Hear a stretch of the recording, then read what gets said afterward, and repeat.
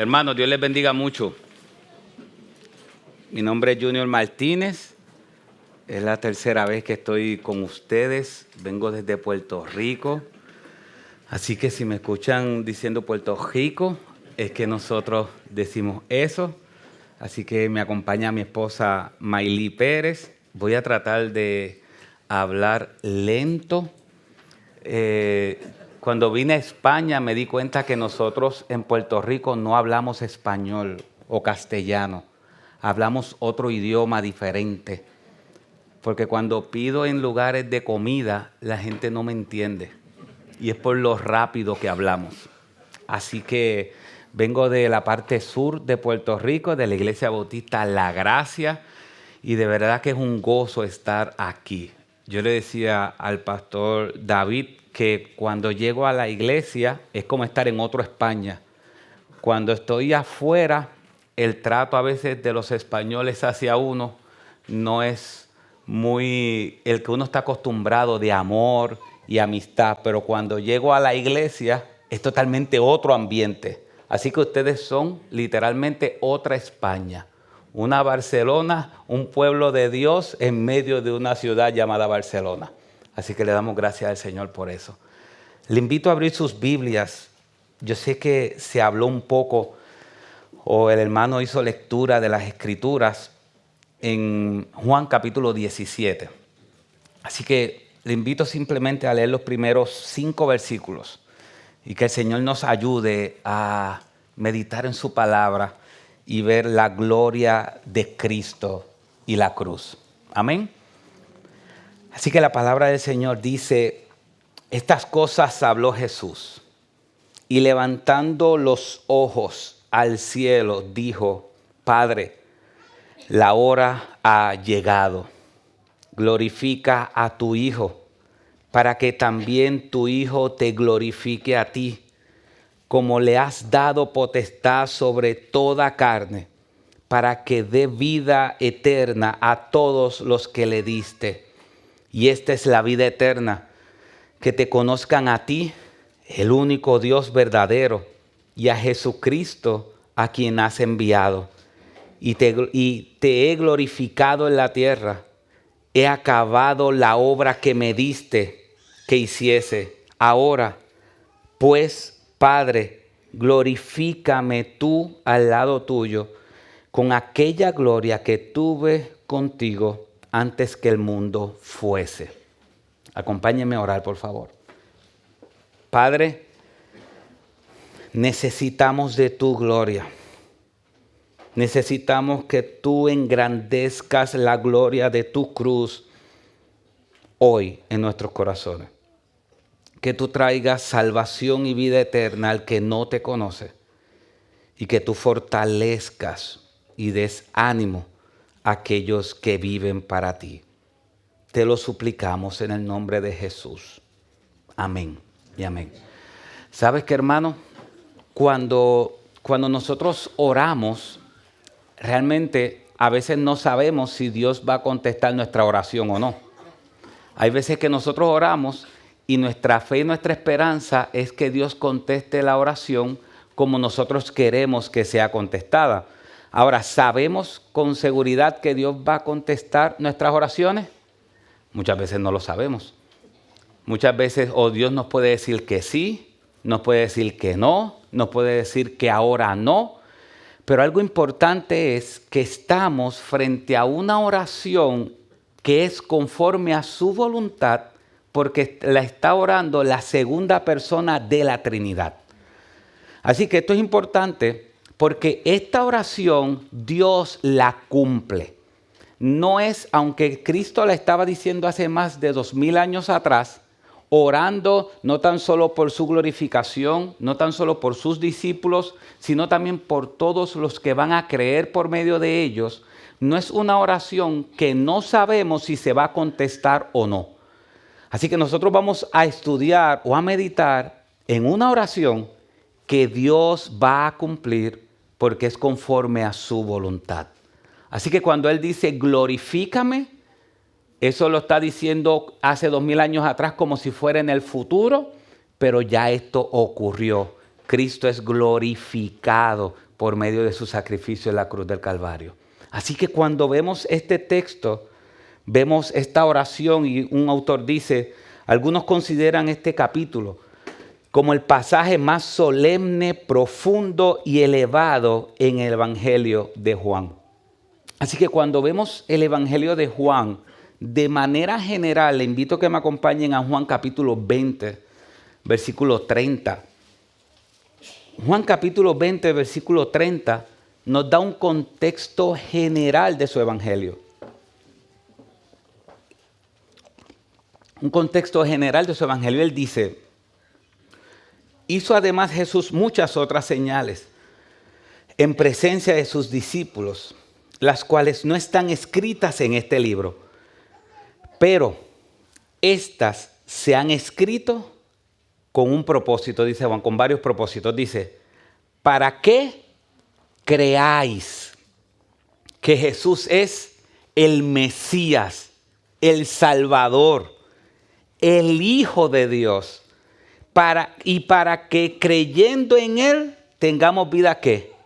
En su nombre.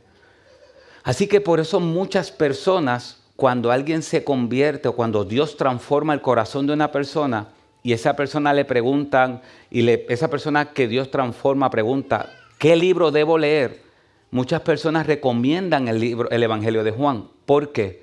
Porque el propósito del Evangelio de Juan es que el que lo lea pueda entender que Jesucristo o que Jesús es el Cristo, el Mesías, el Hijo de Dios, y que por medio de ese creer en Él tengamos vida en su nombre. Así que Él dice, Dios hizo muchísimas cosas, Cristo hizo muchísimas cosas cuando estuvo caminando en la tierra. Pero Juan se enfocó en una cosa, en que cuando alguien lea su evangelio, puede entender que Jesucristo es el Salvador del mundo. Que Jesucristo es la única esperanza que el mundo tiene para ser salvo. Así que cualquier texto que leamos, desde Juan capítulo 1, versículo 1, hasta su último capítulo, debemos tener esto en la mente. Así que aún cuando vemos esta oración de Cristo y nos preguntamos por qué Juan tiene una oración que es la oración más larga que Cristo hace, ¿por qué? Ya sabemos por qué. La meta de Juan es que entendamos que Jesús es el Salvador del mundo. Así que todo lo que Juan va a decir en su texto tiene ese enfoque. Y cuando vemos de manera general y panorámica Juan capítulo 17, esta oración completa, podemos ver que aunque muchos lo dividen con los primeros versículos es Cristo orando por sí mismo, sus otros versículos es Cristo orando por sus discípulos y los últimos versículos es Cristo orando por la iglesia, hay un denominador común o hay una idea común en el texto. Quiero que me acompañen en el versículo 1. Y si usted tiene algo para marcar, creo que sería bueno marcar estas palabras. Dice el versículo 1, estas cosas habló Jesús y levantando los ojos al cielo dijo, Padre, la hora ha llegado. La hora ha llegado. Esa hora ha llegado es importante porque por casi 3 años querían hacer a Cristo rey. ¿Recuerdan? Que siempre querían hacer a Cristo rey. ¿Y qué Cristo le decía? Mi hora no ha llegado. ¿Cierto? Mi hora no ha llegado. Le decía a sus discípulos, no digan esto todavía. Mi hora no ha llegado. Pero ahora, sin embargo, Él dice, mi hora, ¿qué? Sí llegó. Pero ¿qué hora llegó? ¿Cuál fue la hora que Cristo está diciendo? Ahora sí llegó una hora. Mire lo que dice después. Glorifica a tu Hijo, para que también tu Hijo te glorifique a ti. Así que cuando vemos el momento de qué hora llegó la hora de la glorificación de Cristo. Llegó la hora donde todo lo que va a pasar en su vida va a ser glorificado. Y es importante porque si vemos y puede marcar, versículo 1 dice, glorifica a tu Hijo. Y ese mismo versículo dice, glorifique, para que tu Hijo te glorifique a ti. Esa palabra gloria se repite 2 veces, ¿cierto? Si vemos en el versículo 4, también dice, yo te he glorificado en la tierra y he acabado la obra que me diste que hiciese. El versículo 5 dice, ahora pues, Padre, glorifícame. Si nosotros vemos esta porción del versículo 1 al versículo 5 que nos habla de Cristo orando por sí mismo, realmente Él está orando para que el Padre sea glorificado en Él.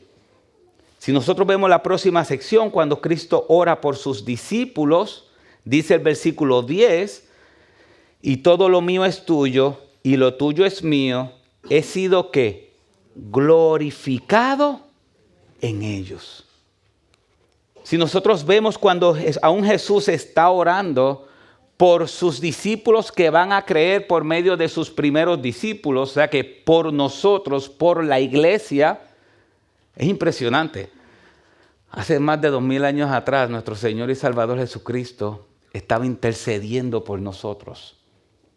No tan solo hace más de 2000 años atrás, nuestro Señor Jesucristo estaba intercediendo por nosotros, sino que Él dice, el libro de los Hebreos, que aún sigue intercediendo por nosotros. Y cuando Él está intercediendo por nosotros, en el versículo 22 del capítulo 17 dice, la gloria que me diste, yo les he dado, para que sean uno, así como nosotros somos uno. Versículo 24, Padre, aquellos que me has dado, quiero que donde yo estoy, también ellos estén conmigo, para que vean mi gloria que me has dado, porque me has amado desde antes de la fundación del mundo. Así que cuando Cristo está hablando por Él, está orando por Él, el versículo 1 al 5, ¿por qué Cristo está orando? Para que su nombre sea glorificado, para que su vida sea glorificada. Cuando ora por sus discípulos, Él ora para que su nombre sea glorificado en ellos. Y cuando Él ora por la iglesia, ora también para que su nombre, su sacrificio, sea glorificado en nosotros. Él ser glorificado en nosotros. Así que, ¿qué tema podemos ver durante todo el capítulo 17? Gloria, gloria, gloria. Glorifícame a mí como yo te glorifico a ti. Glorifícame a mí para que tú seas glorificado. La palabra gloria está constantemente en este pasaje. Ahora, ¿por qué? ¿Por qué el tema de la gloria? Mis hermanos, que el Señor nos ayude a estar, nosotros yo sé que estamos en el 2024 y a veces nos desconectamos del texto bíblico desde ese punto de vista histórico. Pero aquí Cristo está en su última noche. Cristo estuvo 3 años con sus discípulos. Ahí instituyó la última cena. El Evangelio de Juan no nos muestra el Getsemaní. Los otros evangelios nos hablan del Getsemaní. En el Evangelio de Juan no nos muestra esa oración del Getsemaní. Nos muestra esta oración. Después que Cristo termina esta oración, ¿sabes qué pasa? Es arrestado. Así que estas son las últimas palabras de nuestro Salvador antes de ser arrestado. ¿Usted cree que las palabras son importantes? Son súper importantes. Y antes de él ser arrestado, él dice, yo quiero que el Hijo sea glorificado. Entonces, ¿qué significa? ¿Por qué el tema de la gloria está en cada una de estas divisiones? ¿Sabe por qué? Porque la mayor manifestación de la gloria de Cristo se ve a través de su sacrificio en la cruz del Calvario. Y eso es lo primero que este texto nos enseña. La mayor manifestación de la gloria de Cristo se ve en la cruz del Calvario. Y eso es lo que Cristo nos está enseñando. Cuando vemos la cruz, yo sé, mis hermanos, que cuando Dios sana a alguien, decimos, gloria a Dios, vemos a Dios sanando. Que cuando Dios restaura un matrimonio, decimos, gloria a Dios, vemos la gloria de Dios restaurando un matrimonio. Pero ninguno de estos eventos que Dios hace son comparados con la gloria de la cruz. Es en la cruz donde se ve la mayor manifestación de su gloria.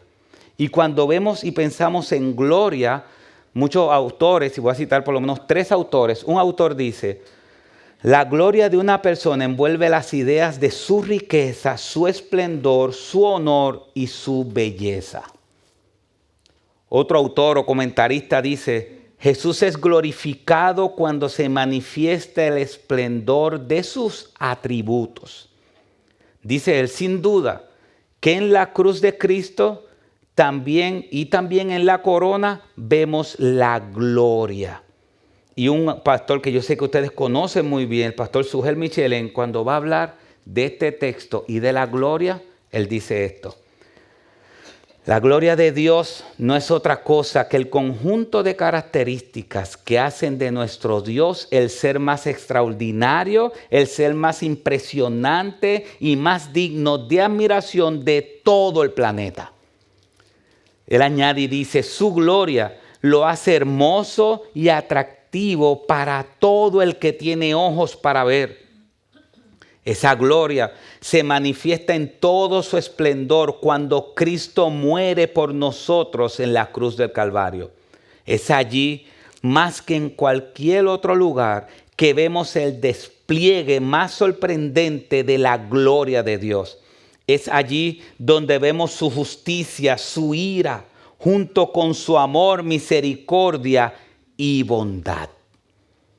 Así que, mis hermanos, cuando hablamos de la gloria y cuando Cristo está diciendo, Señor, glorifica a tu Hijo, Él lo que está diciendo es, Padre, que en esa cruz donde yo voy a morir por los pecadores, todos sus atributos desplegados allí den honor y gloria al sacrificio que voy a hacer por mi pueblo. Mis hermanos, no hay mayor manifestación de la gloria de Dios que en la cruz. Así que cuando hablamos de gloria, hablamos de la manifestación de sus atributos.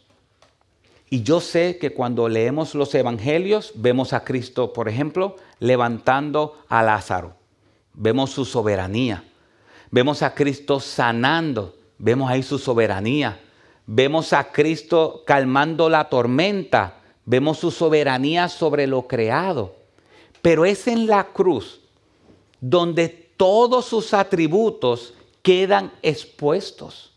Vemos en la cruz la justicia de Dios contra el pecado, porque la paga del pecado es ¿qué? Muerte. Y vemos en la cruz la justicia de Dios aplicándola a Cristo por el pecado. Vemos su ira, vemos su justicia, pero también vemos su amor.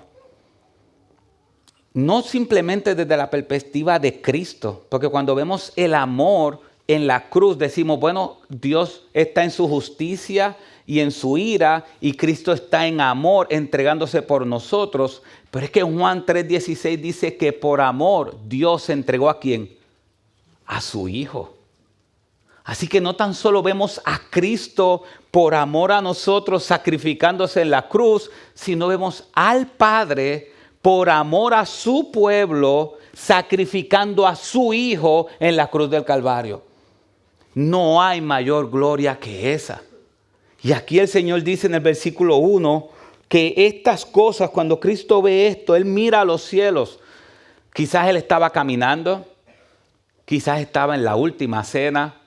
No se sabe específicamente dónde Cristo estaba, pero sí se sabe qué palabras Él dijo. Y Él dijo, Padre, ha llegado la hora. ¿Usted sabe qué significa eso? Padre, ha llegado la hora. Una persona dice que cuando vino la caída, Dios puso un reloj. Porque en el capítulo 3 de Génesis 15, Él dice, y vendrá de la simiente de la mujer, vendrá el Salvador del mundo. Y es como si Dios hubiese puesto un reloj. Y el reloj estaba tic-toc, tic-toc. Cristo nace. Y los ángeles dicen, llegó la paz del mundo. Pero todavía no era la hora. Cuando Cristo hizo un milagro, la gente quería hacerlo rey. ¿Y que Cristo dijo? No es la hora. Pero en este texto, imagínense ese evento. Quizá para los discípulos eran simples palabras. Llegó la hora. Pero cuando el Dios Hijo está diciendo, llegó la hora, nosotros ahora que tenemos el texto completo de la Biblia, sabemos qué hora llegó.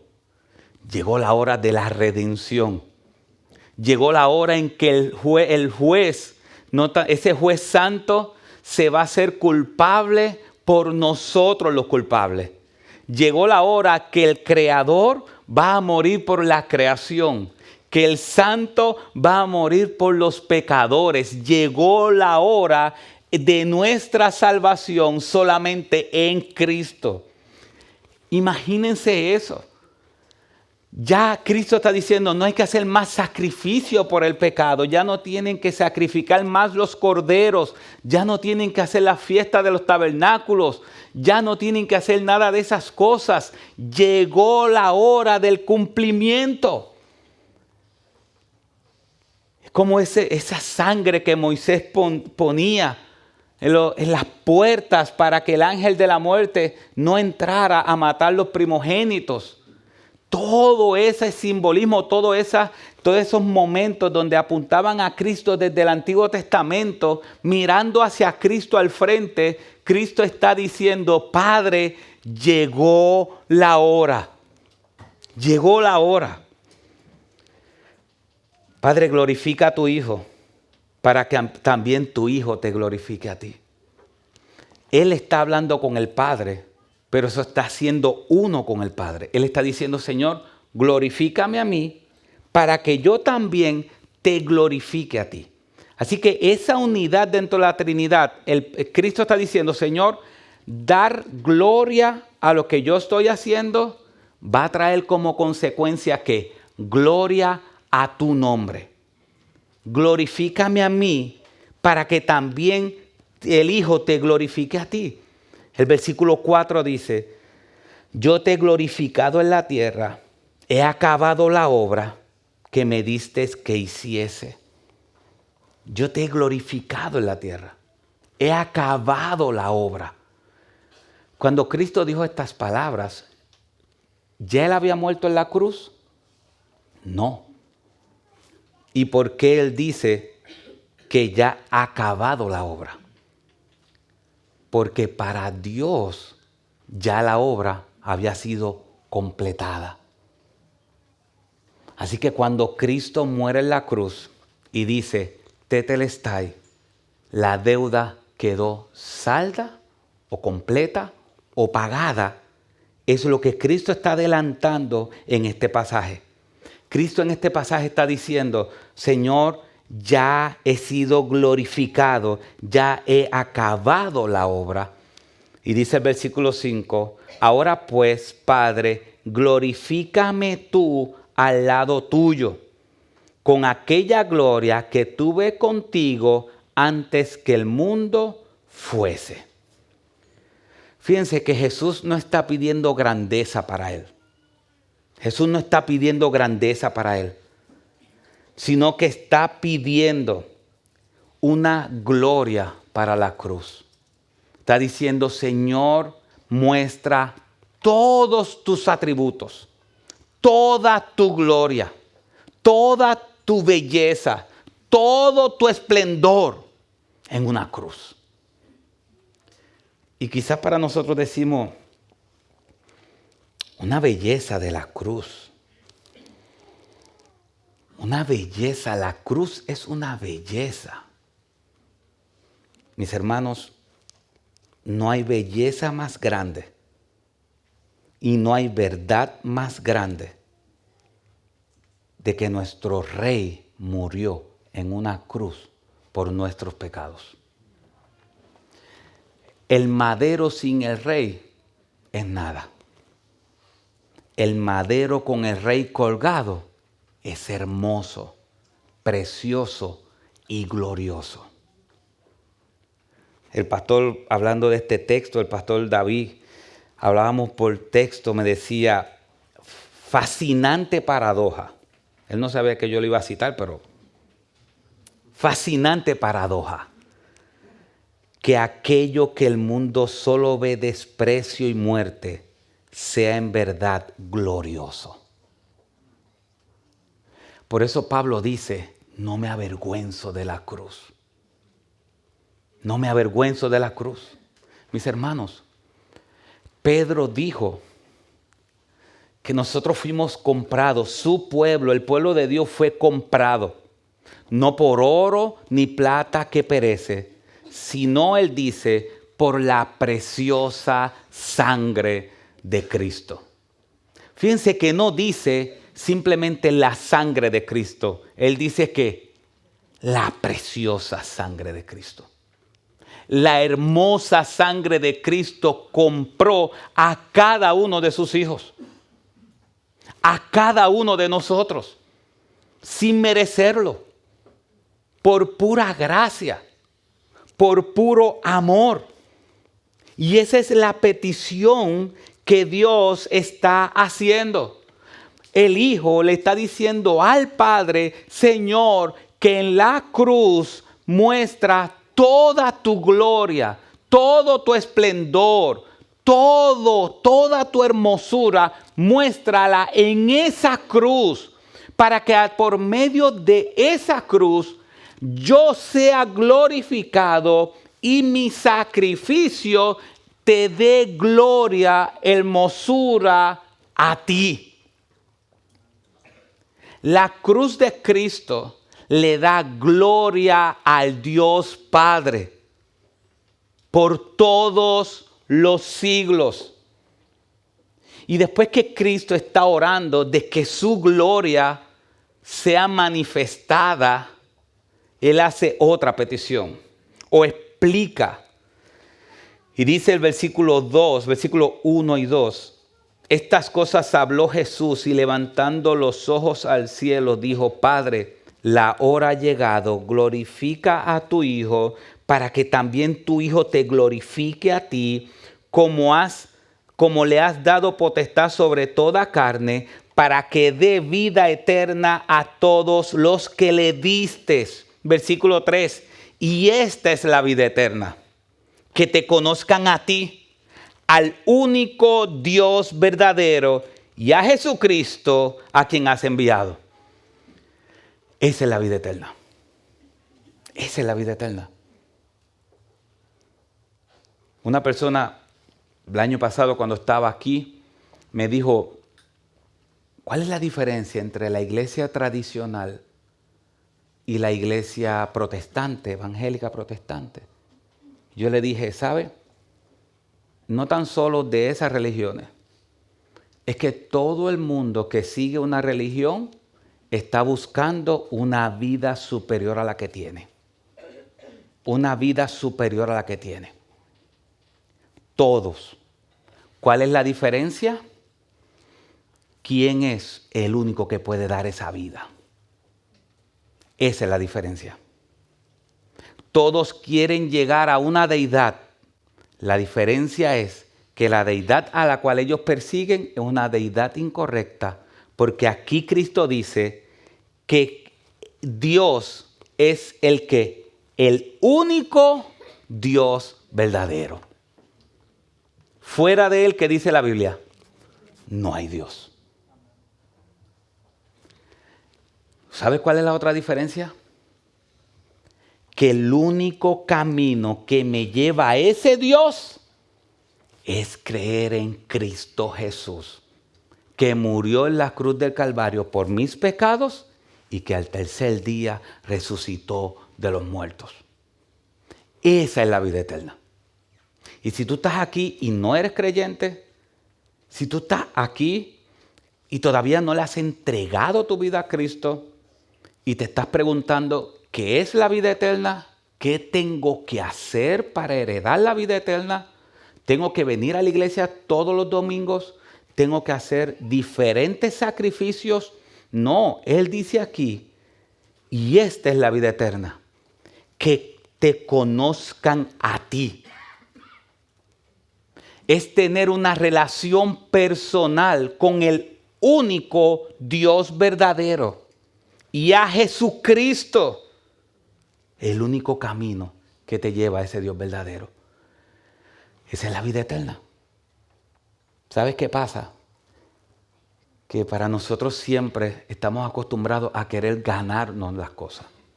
Desde que nacemos, nuestros padres a veces nos dicen, tienes que ganártelo.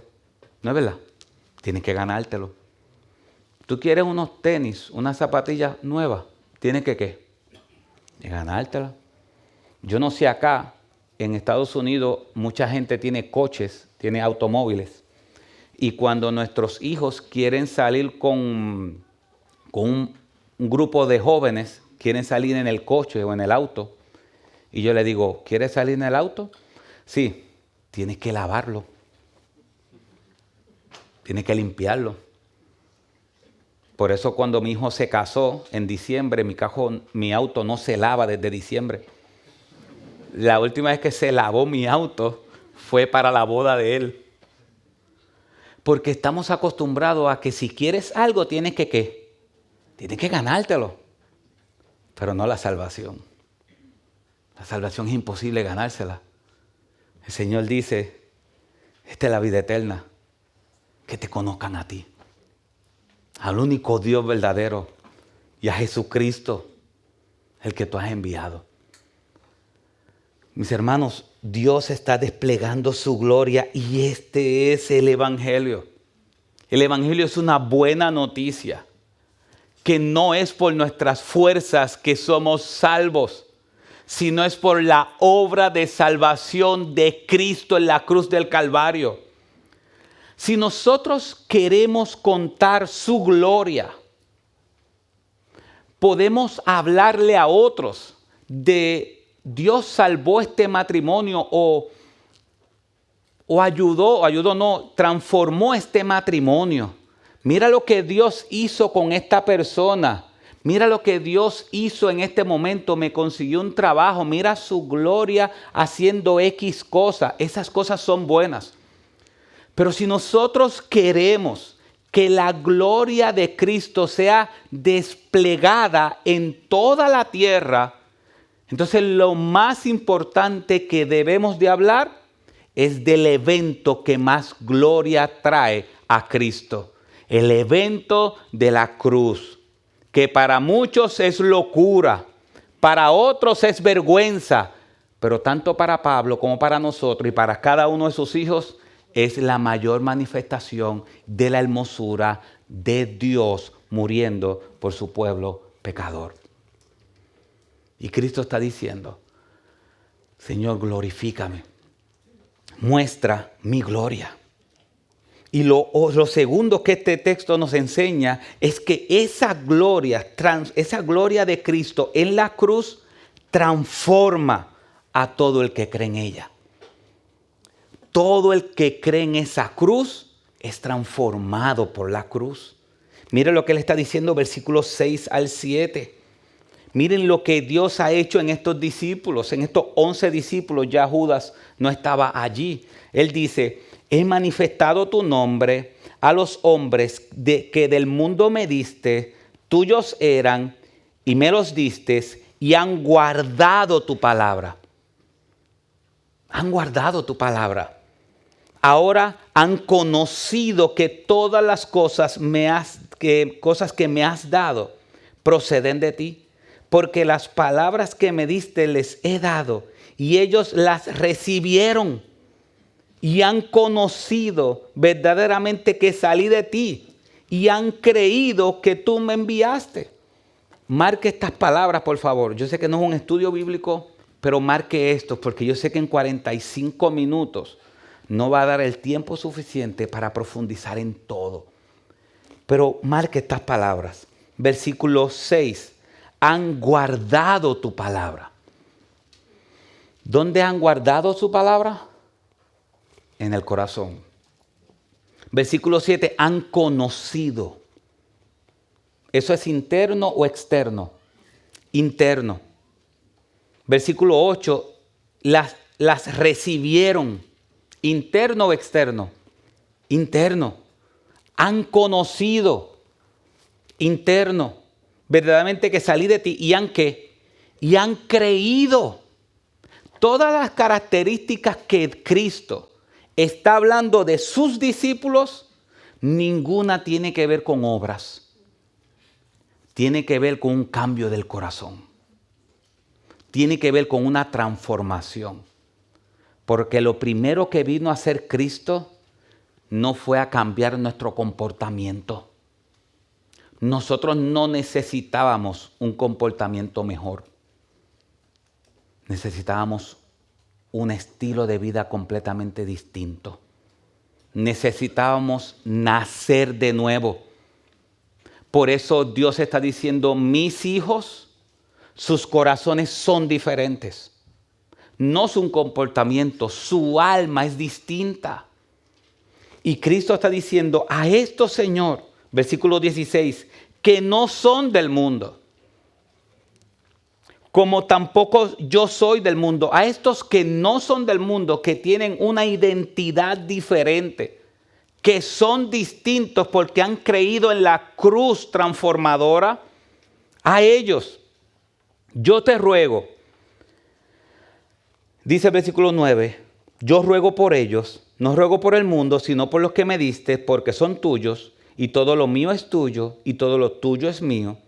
He sido glorificado en ellos, y ya no estoy en el mundo, mas estos están en el mundo, y yo voy a ti, Padre Santo, a los que me has dado, y aquí viene la petición, guárdalos en tu nombre, para que sean uno, así como nosotros. El Señor está diciendo, Padre, a estos que sus almas han sido transformadas, a estos que sus corazones, que la cruz del Evangelio ha cambiado sus almas, ha cambiado sus anhelos, han nacido de nuevo, han creído en ti como único Señor y Salvador.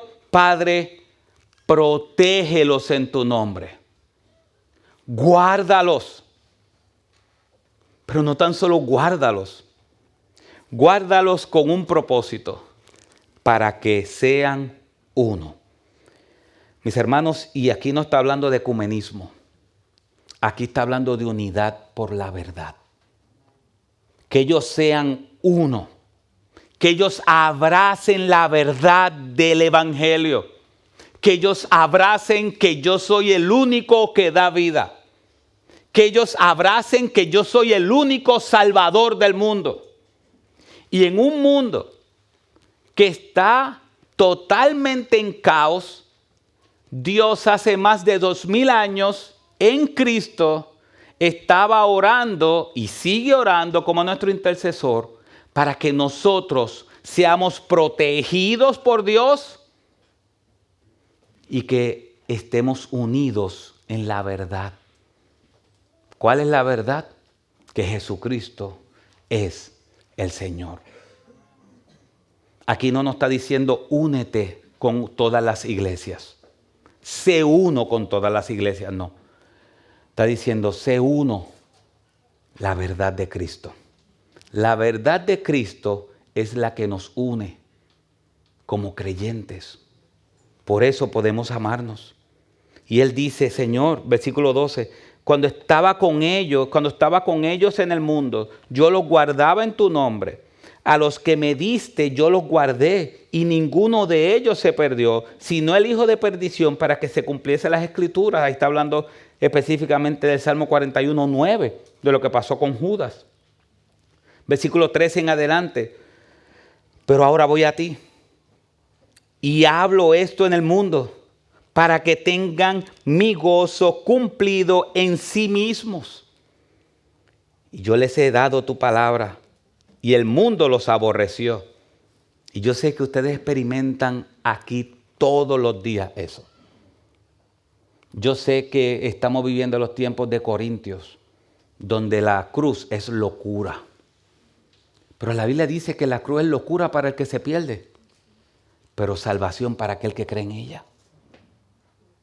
¿Usted cree que fue fácil para Pablo vivir en el tiempo que él vivía?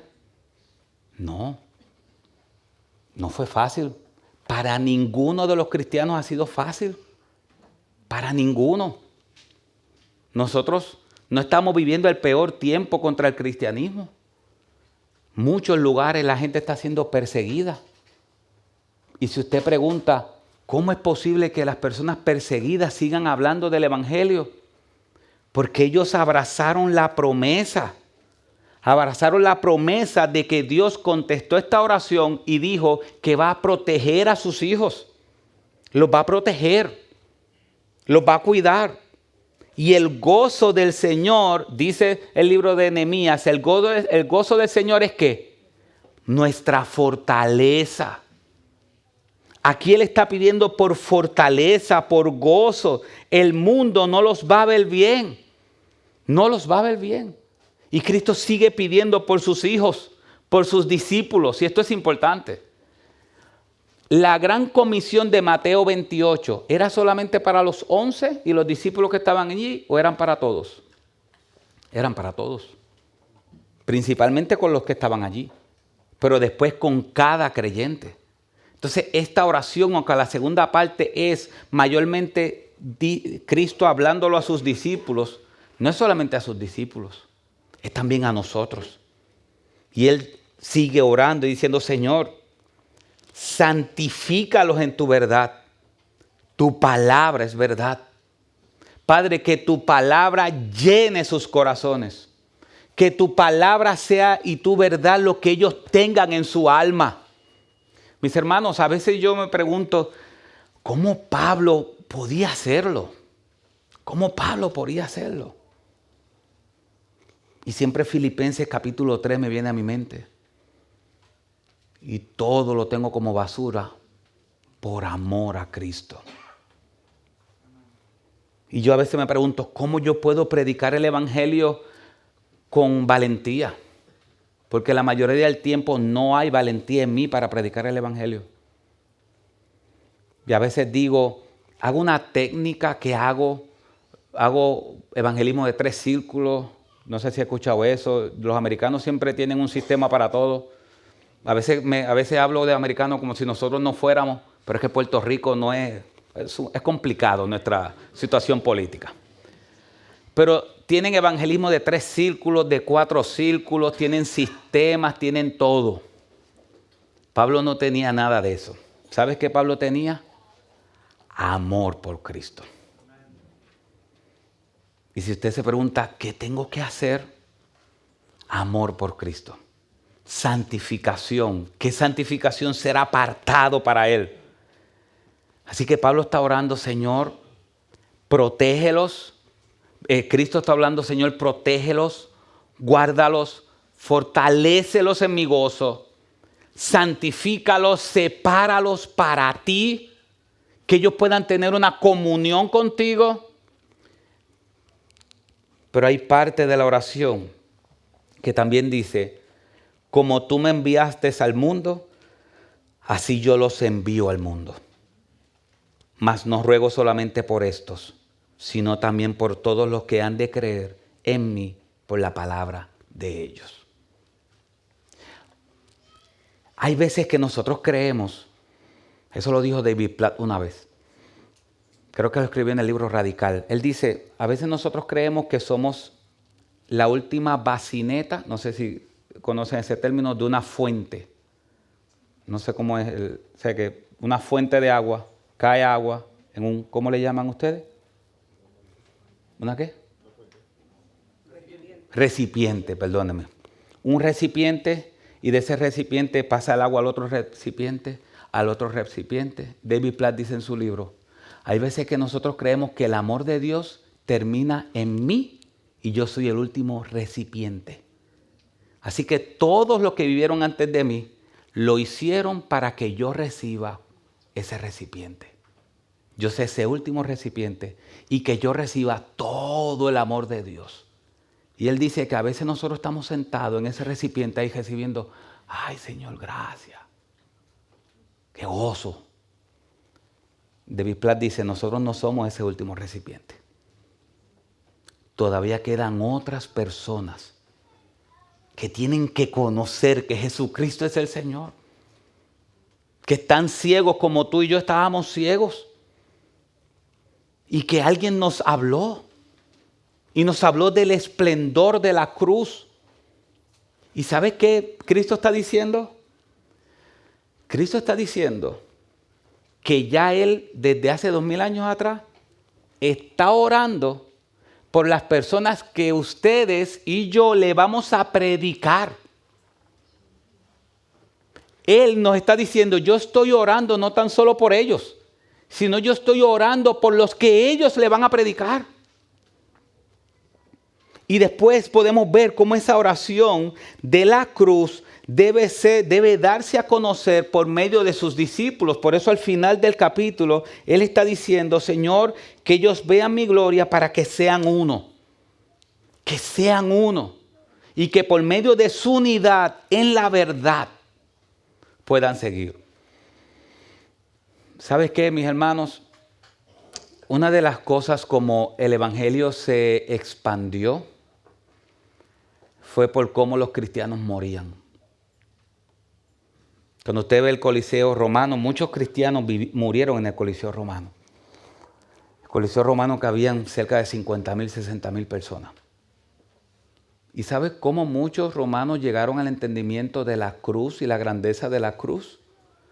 Porque ellos veían a los cristianos muriendo de manera diferente. Ellos veían a los malhechores que cuando le tiraban los leones, salían corriendo y los leones tenían que alcanzarlos.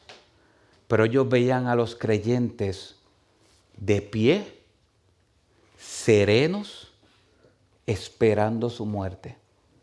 Y ellos dijeron, ¿qué clase de fe tienen ellos que se enfrentan a la muerte sin temor? Y ahí fue donde muchos de ellos miraron y dijeron, es que Cristo es el Señor. Mis hermanos, la gloria de la cruz es la única que transforma.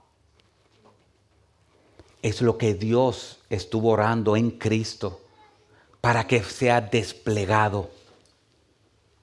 Y primero, si tú estás aquí, como dije ahorita, y no eres creyente, hoy fue un buen día que vinieras. Todos los domingos son buenos días y hoy fue un buen día. El Señor dice, esta es la vida eterna. Que crean en mí, el único Dios verdadero, y en Jesucristo, el único camino al Padre. Ese es el Evangelio. Por eso te invito a creer en ese Evangelio. Te invito a arrepentirte de tus pecados y te invito a abrazar a Cristo. Que la locura de la cruz se convierta en lo más hermoso que ha pasado en tu vida. Porque quiero que sepas que el evento más hermoso que ha pasado en mi vida fue cuando el día que entendí que era un gran pecador, como dijo John Newton, que era un gran pecador y que Jesucristo es un gran salvador. Ese fue el día más glorioso de mi vida. Sí, que después Dios restauró mi matrimonio, sí. Que Dios hizo nuevas todas las cosas en mi vida, sí. Pero todo nace de ver la cruz y su gloria. Que Dios te lleve a ver su cruz. Y si estás aquí, joven, porque estás obligado por tu papá en la iglesia, yo sé que se siente eso. Pero Dios te tiene aquí. Que el mensaje de la cruz transforme tu alma y tu corazón. Y mis hermanos, nosotros que estamos aquí, ¿sabes qué dice la Biblia? Dice Apocalipsis capítulo 5, que Dios ha comprado para sí gente de toda tribu, pueblo, lengua y nación. Y si usted me pregunta, ¿por qué pagaron tanto de Puerto Rico para venir aquí? Y para mí es solamente una parada, voy a otro lugar. ¿Por qué? Porque hay una promesa que Él dice que Él compró para Él gente de toda tribu, pueblo, lengua y nación. Y si mi Dios, el Dios que me salvó, que me mostró su hermosura en la cruz del Calvario y transformó mi vida, mi alma y mis anhelos, compró gente de toda tribu, pueblo, lengua y nación, pero así como alguien me dio el mensaje a mí, yo quiero ir a toda tribu, pueblo, lengua y nación y darle la misma oportunidad de creer que me dieron a mí y mostrarle que solamente Cristo es hermoso. Mis hermanos, hemos sido enviados. Hemos sido enviados a ser santos y hemos sido enviados a compartir la gloriosa bendición de la cruz del Calvario. Amén. Padre, te damos las gracias, Señor, por este tiempo. Padre, tu cruz es ahí donde vemos tu gloria. Señor, gracias por la hermosura de la cruz. Padre, si hay personas que están aquí, que no te conocen, como un día lo hiciste con nosotros, muéstrale que no hay evento más glorioso y más hermoso que haya ocurrido en la historia que hace más de 2000 años atrás, tú viniste a esta tierra a pagar por nuestros pecados y a dar vida a todo el que cree en ti. Señor, si hay alguien aquí que no te conoce, sabemos que es una obra de tu Espíritu Santo. Háblale a sus corazones y muéstrale la hermosura de tu Hijo Jesucristo. Y nosotros, Señor, que estamos aquí, que hemos visto tu gloria, queremos ser como Moisés, queremos seguir viendo tu gloria. Pero también ayúdanos a esparcir esa gloria. Ayúdanos a no avergonzarnos de la cruz de Cristo. Ayúdanos a que ese lugar donde es de desprecio para muchos fue el lugar donde fuimos comprados por gran precio. Y Padre, ayúdanos a esparcir tu glorioso mensaje, que solamente en ti hay vida eterna. Engrandece a Cristo y su sacrificio en nuestros corazones, Señor. Te lo suplicamos únicamente por los méritos de Cristo. Amén.